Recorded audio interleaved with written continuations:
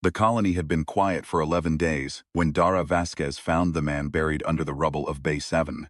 She wasn't looking for survivors. She was looking for coolant pipe, the thick gauge kind, and Bay 7 had been a secondary maintenance depot before the Vreth glassed it in the first pass. 11 days since first contact, 6 since the garrison fell, 3 since the last military channel went to static. She was looking for pipe, because the hydroponic units on level 4 were running warm, and if they failed, the 431 people still hiding in the lower tunnels of Tekka 9 would run out of food long before they ran out of anything else. She found the pipe. She found other things too. A cracked helmet stamped with the long-range scout insignia of the 7th Expeditionary, a single boot, and then, under a collapsed support strut that had to weigh close to 300 kilos, a hand. The hand moved. Dara stood there for a long moment just breathing. Her headlamp threw a pale circle on the gray dust. Outside the depot, somewhere above the 12 meters of rock between her and the surface, the Vreth were moving. You could feel them more than hear them.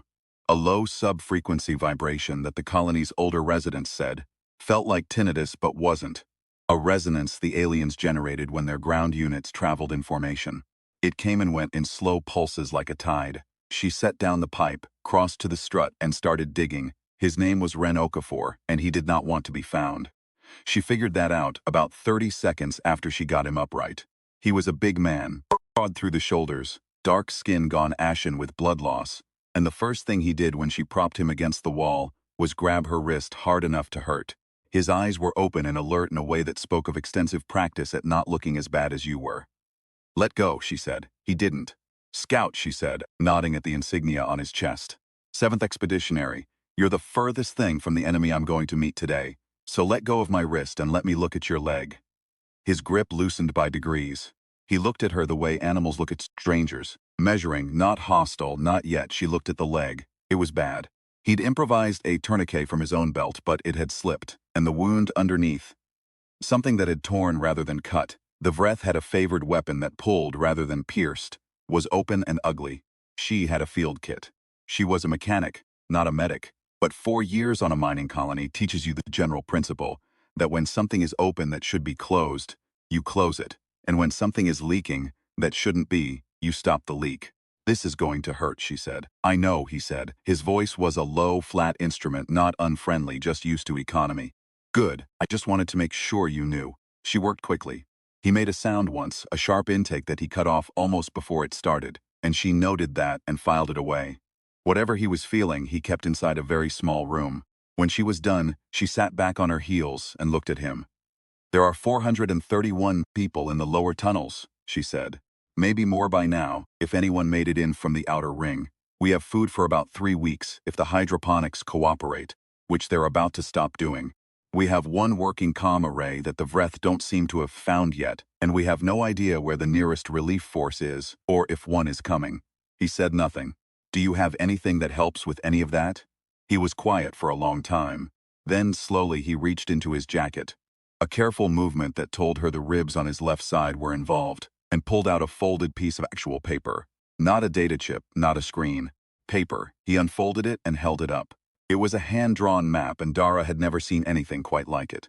The Vreth had spent the first 4 days of occupation burning every navigation system on Tekka 9. Charts, orbital maps, tunnel surveys, geological scans, gone. It was the first thing they always did, she'd later learn, because they thought of knowledge of place the way a hive thinks of territory. Total and non-negotiable. You did not share a map with prey. You removed the map from the prey, and then you removed the prey. What the 7th Expeditionary Scout, carrying a hand-drawn paper chart, represented was something the Vreth had not accounted for. You could burn every screen on the moon. You could not burn what a man had drawn from memory and observations across 6 months of deep terrain reconnaissance before the invasion started. The map was incomplete. Parts of it were guesswork, or labeled with question marks, or crossed out and redrawn in cramped notation. But it covered the deep-crust tunnel systems of Tekka 9 in a level of detail that no Vreth scan had managed. Because scans didn't account for what a human being noticed when they were cold and bored, and killing time in a tunnel by cataloging every crack and draft and unexplained vibration. Dara reached for it. He pulled it back. She looked at him. He looked at her. "If I let you take that," he said, "I have no leverage." "Leverage for what?" Getting out. I'm not leaving anyone behind. I said getting out. I didn't say alone. She thought about that. You know a way out of this occupation. I know what's at the end of this map. Which is? He folded it and put it back inside his jacket. Help me up. She helped him up. He was heavier than he looked, which was already heavy, and the process involved some rearranging of her shoulder as a support structure that she suspected she'd feel tomorrow. He bore weight on the bad leg with a carefully controlled grimace that he probably thought she didn't notice. The pipe, she said. What? I came here for coolant pipe. I'm taking it back. He looked at the pipe, he looked at her. Something in his expression shifted, just slightly, not warmth exactly, more like a recalibration of expectations. Fine, he said. She handed him the pipe to carry. It was partly so she could manage his weight on her shoulder without also managing a length of heavy gauge pipe, and partly a test. He took it without comment. They were halfway back to the maintenance hatch when she saw the faint trail of something wet on the floor behind them, where she'd been treating his leg, and she realized he'd seen it too. He'd known he was still bleeding when he stood up. He hadn't said anything. She didn't say anything either. The lower tunnels of Tekka 9 were not designed for 400 people to live in, and they looked exactly like that. A natural fissure widened by mining operations about 60 years ago had been strung with work lights and partitioned with thermal blankets into something that resembled a refugee camp, which was what it was. Children slept in alcoves. The smell of recycled air and unwashed bodies had its own texture by now, almost solid. The ambient noise was constant. Arguments, a baby crying somewhere deeper in, the rhythmic clanking of the generator that two of the mining engineers had somehow kept alive on a combination of prayer and improvisation. Ren stopped at the entrance and looked at all of it for a long moment. Whatever calculation he was running, she couldn't read it. You're the mechanic, he said. It wasn't a question. Chief engineer technically, but after the first day the title stopped meaning much. Who's in charge? Whoever someone decides to listen to. It changes. Who do they listen to right now? She thought about it honestly. Me. Sometimes Yarrow, he's one of the mining supervisors, knows the tunnels better than anyone. Sometimes neither of us. He nodded slowly. Okay, what? He pulled the map out again. Show me where we are, she showed him. She knew the tunnels, had been living in them for a week, and she could orient herself on his hand-drawn chart faster than she'd expected. The map was extraordinary up close. The notations weren't just geological, they were behavioral. He'd marked places where Vreth patrols were regular, irregular, or absent. He'd marked acoustic anomalies that might indicate hidden corridors. He'd marked a location 4 kilometers due east and 300 meters deeper into the crust, with a symbol she didn't recognize. What's that? She asked, pointing to it. He hesitated for the first time since she'd found him. It was a different kind of hesitation from the leverage question. Not strategic, something more complicated. That's why I'm still alive, he said finally. That's why they haven't left yet. The Vreth. They know it's down there. They don't know exactly where. They've been scanning for 6 days, and they haven't found it because whatever they're using to scan, it doesn't penetrate this formation. He tapped a section of the map she hadn't understood. A dense hatching pattern that she'd taken for geological notation. The rock here has a high ferrous content, scrambles their instruments. Colonial Defense Protocol 7 Bravo, a Thornwall system. Dormant. Dara knew the name. Everyone who'd grown up in the outer colonies knew the name. The way you knew the names of things that had been quietly removed from the Excel's record sort, but not from the conversations of older engineers who'd worked on the original colony infrastructure projects. Thornwall was a generation-old emergency defense system, a network of autonomous weapons platforms designed to be buried in colony foundations during the early settlement period, to be activated only in the event of hostile occupation. They'd been controversial. They'd been decommissioned. They'd been supposedly removed. Supposedly. If it's decommissioned, she started, the hardware is still there. The hardware is almost certainly still functional. Thornwall systems were built to last because the whole point was that you might not be able to activate them for 50 years. He paused. What was decommissioned was the activation key in the Colonial Administration database, which the Vreth burned on day 1 along with everything else. So we can't activate it, not through the database, no. She looked at the map. She looked at him. But the corner of his mouth moved. It wasn't quite a smile.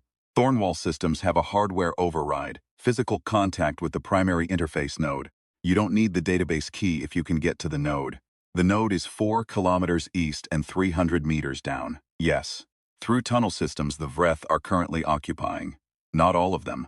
There's a route. He pointed to the map, tracing a path with one finger. Irregular, doubling back on itself, using passages that weren't on any official survey because they were the kind of passages a bored scout cataloged on a cold night to kill time. It's not a good route, but it's a route. You can't walk it, not on that leg. No, he agreed. He looked at her steadily. But you know these tunnels and I know what's in them. She looked at the map for a long time. I'm going to need to tell someone where I'm going, she said. Tell Yarrow, the mining supervisor. He sounds like someone who can keep 400 people alive for 3 days without me. It might take longer than 3 days. It won't. She looked at him. You sound very sure. I've been in those tunnels for 6 months, he said. And those things have been scanning for 6 days and haven't found it. That tells me something about how they think. He folded the map again, the crease worn soft from repeated folding. They think systematically. They scan a grid, they eliminate each sector, they move on. They're very good at known variables. They're not good at us, she said. He looked at her for a moment. At things they haven't seen before, he said. She thought about Yarrow, who would argue with her. She thought about the children sleeping in alcoves, and the sound of the generator, and the smell of the air that was getting staler every day. She thought about the hydroponics units running warm, and the pipe she'd carried through a collapsed depot, with a man bleeding on her shoulder. Tear me off half, she said. He blinked. What? She nodded at the map. You keep half, I keep half. Mutual insurance. Something crossed his face, surprise maybe, or the recalibration again. He looked down at the map in his hands, and then he did it, carefully, along a natural fold, so that each piece preserved a logical section of the whole. He handed her the piece that covered the route east. She folded it and put it in her chest pocket. They left before the next Vreth patrol rotation, which Wren calculated, based on the vibration patterns he'd been tracking for 6 days through the rock. He had a system for it, counting seconds between resonance peaks, adjusting for what he called the feeding intervals, when the Vreth units consolidated position. She listened to him explain it, and thought, not for the first time, that the difference between a good scout and a great scout was probably the ability to find something interesting in a vibration you've been measuring for 6 days. When the alternative was thinking about how bad things were, she'd strapped his leg properly before they left, raided the colony's medical supplies with an apologetic promise to replace them somehow, and taped 2 ribs on his left side that he'd finally admitted were cracked. He moved better for it, though his gait still had a compensating hitch that would tire him out faster than normal. She set the pace accordingly, without making a thing of it. The first 2 hours were the easiest, because they were in tunnels she knew. Maintenance runs, exhaust conduits, the old exploratory shafts from the first mining survey 40 years ago that nobody had bothered to seal. She led and he followed, and the arrangement felt surprisingly natural, like fitting 2 unmatched pieces of something that hadn't been designed to fit and finding that they did anyway. Then they crossed into his territory. The map had notations she hadn't understood from a distance, and up close some of them still needed explaining. He explained them in a low, economical voice without stopping. This vibration means a patrol passed within the last 10 minutes. This draft means a breach in the exterior rock face, about meters north. This chemical smell means he's a Vreth processing node nearby, and you do not want to be nearby when it cycles. She cataloged each piece of information and filed it, the way she'd been cataloging tunnel quirks and mechanical warnings her whole career. Data was data. Context changed the weight of it, not the fundamental shape. They ran into the Vreth at the 3-hour mark, and it was Dara who saw them first. She'd noticed something on his map, a small notation, just an asterisk with a circle around it, in a section of passage they were about to enter. She'd been about to ask him what it meant when she processed the question differently. Not what does this mean, but what would it look like if you were a scout marking something you wanted to remember without knowing yet exactly what it was. And the answer arrived about 2 seconds before the sound did. She grabbed his arm and pulled him sideways into a crevice, so narrow she had to turn sideways, and still felt the rock press against her spine. He followed without hesitation. She'd give him that. He trusted fast once he decided to. And they stood pressed together in the dark while the Vreth patrol moved through the passage 3 meters away. She'd seen them before, at a distance, on the colony's external cameras before the cameras went down. Up close in a dark tunnel they were different.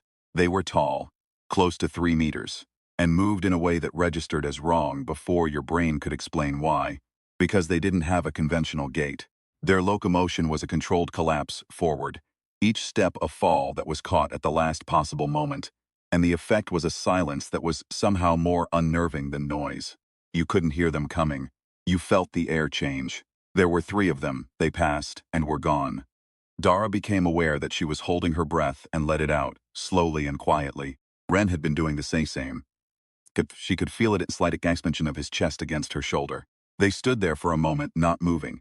Not because they'd agreed to, but because neither of them moved until they were certain. Then she turned her head very slowly and met his eyes in the near dark. Something passed between them.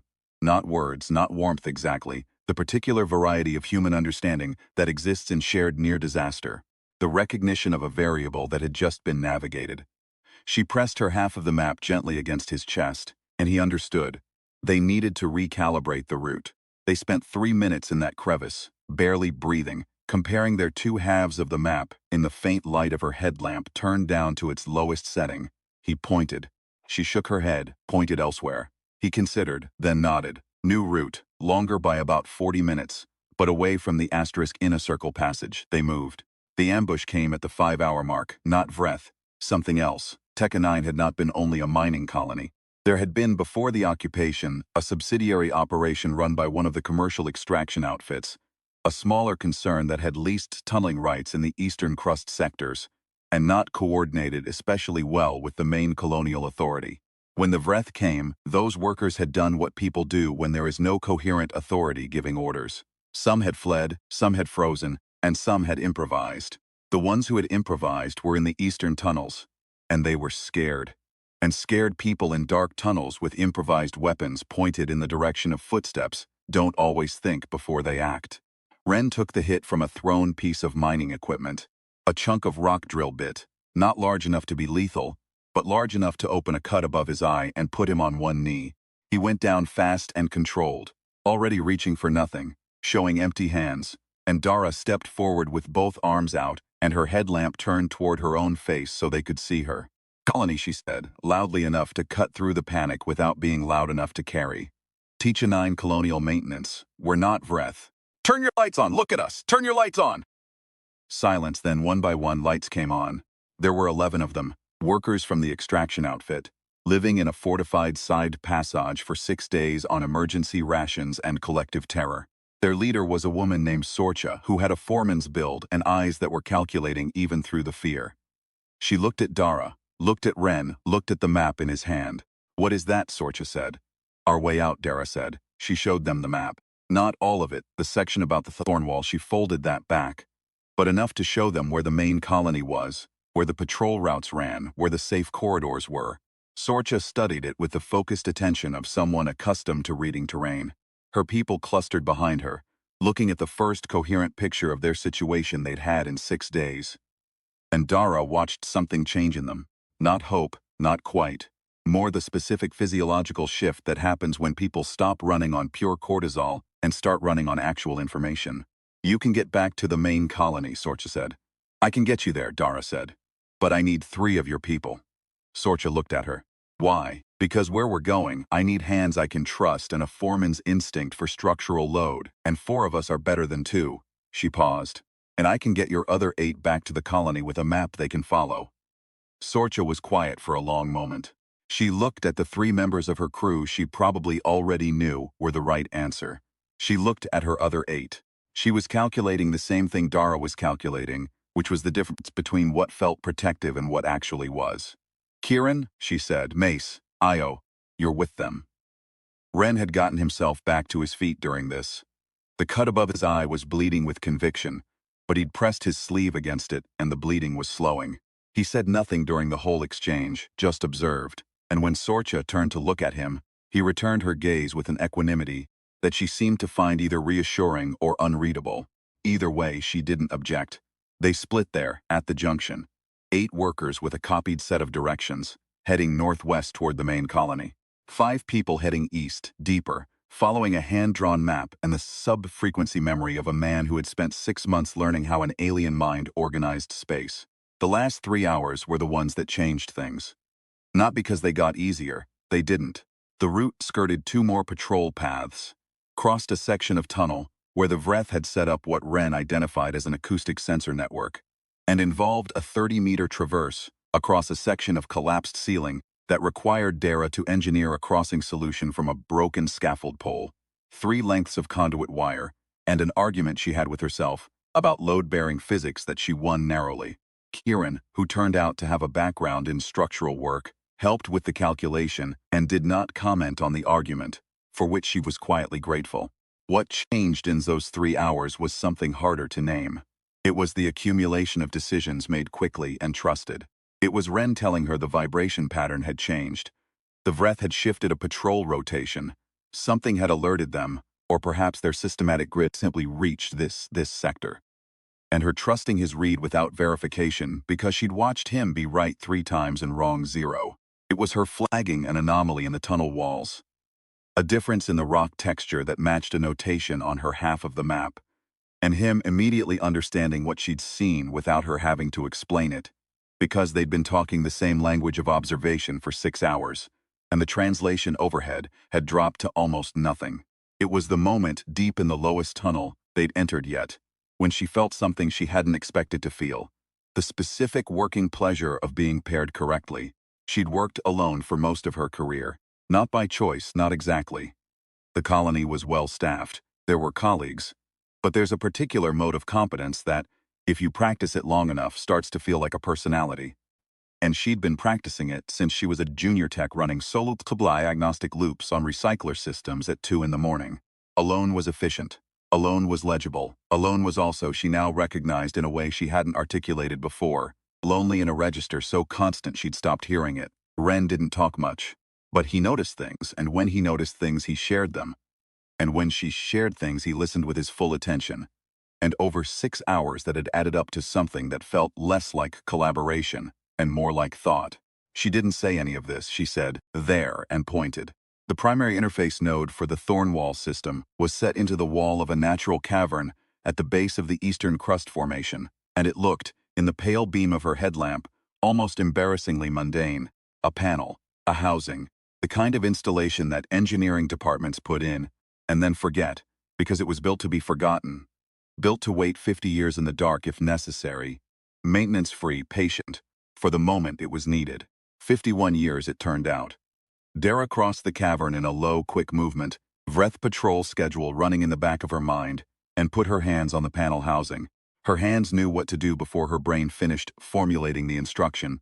A mechanic's hands, trained to read surfaces, to find the tolerances, to know before opening what was inside. She found the manual release, a secondary latch, a safety interlock that she bypassed with 40 seconds of focused work, and a tool from her kit that wasn't quite the right tool, but was close enough if you applied it at the right angle. The panel opened. The interface node behind it was dark, dormant for 51 years.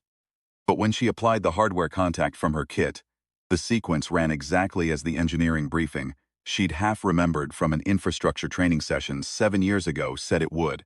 Thornwall systems were built to last. The hardware handshake completed. A light that had been off for longer than she'd been alive turned green. Somewhere above them in the rock and in the asteroid belt dark, things that had been sleeping began to wake up. Ren, watching from across the cavern, let out a slow breath. It was the most she'd heard from him in 3 hours. How long, she said. Spin-up sequence is automatic. 12 minutes according to the old specs. And then it is very thoroughly not our problem anymore. The 12 minutes were the longest of her life, and she spent most of them not thinking about the Vreth patrols and whether they'd detected the activation pulse, because that was a variable she could not control, and instead doing a systems check of her own. She inventoried the tunnel back the way they'd come. She looked at Ren's leg. She calculated caloric deficit for 431 people across the number of days a Thornwall clearance operation would actually take to complete. Adjusted for variables. Decided the hydroponics fix was still necessary, and that she'd do it in the morning. Kieran sat against the cavern wall and ate a ration bar in methodical thirds. Mace stood near the entrance, watching and listening, because that was apparently what Mace did. Neo, who had said very little for the entire journey, looked at the glowing interface panel, and then at Dara and said softly, "My father helped install those systems. On this colony, he did the crust placements." Dara looked at her. "He told me about them," Io said. "He said they were built for a day that might never come." He said the people who build things for a day that might never come are the most important engineers there are, because every day that nothing happens is a day that works. Dara was quiet for a moment. What happened to him, she said. He went home to Kepler Station when his contract was up. He's probably fine. Io paused. Probably. They said nothing for a while. The interface panel hummed. The first resonance came through the rock at the 9-minute mark. Not the Vreth sub-frequency. Something different. Something that you felt in the bones of your hands and chest and thought at first was an earthquake. Mace grabbed the entrance frame. Kieran set down the ration bar. Ren turned his head as if listening to something none of them could hear. That's them, he said. The Vreth, the Thornwall platforms, emergent sequence. She'd never felt anything like it. The vibration built slowly and then all at once. Not violent, but immense. The way the pressure changes when a sealed room is opened. The rock around them was doing something rocks didn't normally do, which was part of the engineering genius of the Thornwall system. The platforms surfaced through a controlled expansion process that used the rock itself as medium, neither blasting nor tunneling, but something in between. A process that the original designers had apparently drawn from a study of how certain deep-crust organisms move through dense geological formations. Biomimetic, 50 years old, still working. At the 12-minute mark, the vibration settled into a different pattern. Rhythmic, deliberate, purposeful. And on the surface of Tekka 9, the Vreth occupation encountered something it had not accounted for in its systematic grid. She found out later, from the relief force that arrived 31 hours after the activation, what it had looked like from orbit. The images were spectacular in the blunt way that practical things become spectacular when they work against all reasonable expectation. 17 Thornwall platforms, some of them older than the colony's oldest resident, surfacing from the crust of a moon that was supposed to be pacified and helpless, and proceeding to demonstrate 50 years of accumulated patience in the form of an automated defense response that had been designed specifically, in the brutal logic of emergency infrastructure, to do one thing extremely well. The Vreth systematic thinkers had scanned a grid and cleared each sector in sequence, and not found the Thornwall, because the ferrous rock formation had scrambled their instruments. They had not found it, because their methodologies assumed a complete picture would emerge from thorough application of known technique to a known problem. They had not found it, because nobody had told them about the man who spent 6 months alone in tunnels noting acoustic anomalies and draft directions, and the specific texture of rock walls at the boundary of a high ferrous formation, or about the woman who ran solo maintenance diagnostics at 2 in the morning and knew by feel the difference between standard housing and legacy hardware installation, or about the 11 workers from an extraction outfit who'd been living in a fortified side passage for 6 days and thrown a piece of rock drill bit in the dark and then listened when a woman turned her headlamp on her own face and said colony. The Vreth had burned the star charts. They had not burned the people who'd memorized the stars. Ren sat with his back against the cavern wall and his eyes closed while the Thornwall platforms did their work above them, and Dara sat across from him, eating the last of her own ration bar and thinking about the hydroponics units and the coolant pipe she'd left in the tunnel junction when they came back for it. She'd marked the location. She was fairly sure she could find it. The map, she said. He opened one eye. Your half. He reached inside his jacket, found it by memory, held it out. She took it, matched it to her own half, folded them back together into a whole. She looked at it for a moment. The hand-drawn lines, the cramped notations, the asterisks and circles and question marks that were the record of 6 months of patient, stubborn human attention. You were going to trade this, she said. For extraction. Yes, but you didn't. You split it. He opened both eyes now. That changed the calculation. How? He was quiet for a moment, looking at the ceiling of the cavern where the vibrations were still running, gentler now, ebbing, because splitting it meant you weren't just taking it. You were making it mutual. He paused. I've had a lot of leverage in my life. Most of it was mine. Mutual is harder to account for. She folded the reassembled map and held it out to him. He shook his head. Keep it. It's your map. It's a map of where we've been, he said. We're not going back. She thought about that for a moment, and then she put it in her chest pocket. And then, she looked at the green light on the Thornwall interface and listened to the diminishing resonance of a machine that had waited 51 years to be needed and had been exactly what it was built to be. And she thought that there was probably a lesson in that somewhere about patience and about building things for a day that might never come. and about what it meant to be in the right place, with the right person when the day finally did. Io had fallen asleep against the cavern wall. Kieran was eating the second half of the ration bar he'd set down. Mace was still watching the entrance, because Mace was apparently going to watch entrances until someone told him to stop. Ren's breathing had steadied and deepened. She thought he might be asleep, and then he said, without opening his eyes, "The hydroponics units. Running warm, I know. I need the coolant pipe. I marked 3 secondary storage locations on the Western survey passes. Should have legacy parts." She pulled out the map, found the notations. He was right. "You cataloged coolant pipe," she said. "I cataloged everything," he said. "I had a lot of time." She looked at the map, at the 6 months of accumulated human attention compressed into paper and pencil marks, and something she'd been carrying since day one of the occupation. Not fear exactly, more its infrastructure. The weight of being the person who kept things running when things were falling apart shifted its position in her chest. Not gone, redistributed. "Thank you," she said. He made a sound that might have been "you're welcome" or might have been sleep adjacent. She decided to count it as both. Above them, 31 hours from now, the relief force would come. They would land in a zone cleared by systems that should not have worked and did. They would find 431 people alive in the lower tunnels, and 11 more in a fortified side passage to the east. And at the base of the Eastern Crust Formation, a small party of people who had walked 4 kilometers through an occupied tunnel system, following a hand-drawn map, patience and observation, and the specific human stubbornness that mistakes the word impossible for a technical challenge rather than a final answer. But that was 31 hours away.